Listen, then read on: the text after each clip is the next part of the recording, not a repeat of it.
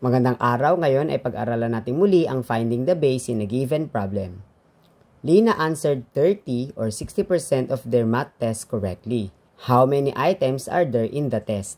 So kung makikita natin dito, in 30 ay nasagutan niya correctly. Ibig sabihin, part siya nung exam.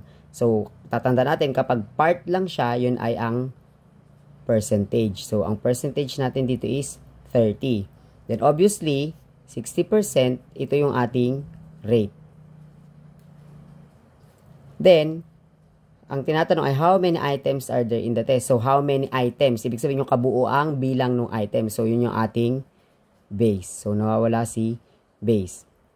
So, ngayon, using the Tekans triangle, ang nawawala ay yung base. So, ano ang solution natin? Ang formula, base equals percentage divided by rate.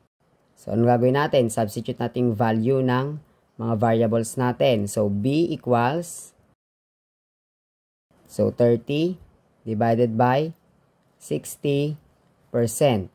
Then, B equals 30 divided by, ayan, gagawin na natin siyang decimal. So, tatandaan yung tinuro na pag more than 10, 0 point. So, yun yung tinuturo ko po, na sa mga estudyante ko. So, i-divide natin yan. Gamit tayo ng scratch. So, ang nasa loob ay si 30 divided by 0.6 or 6/10. So, sa decimal, ang rule natin dapat walang decimal na divisor. So, gagawin natin itong whole number. So, i-move natin decimal.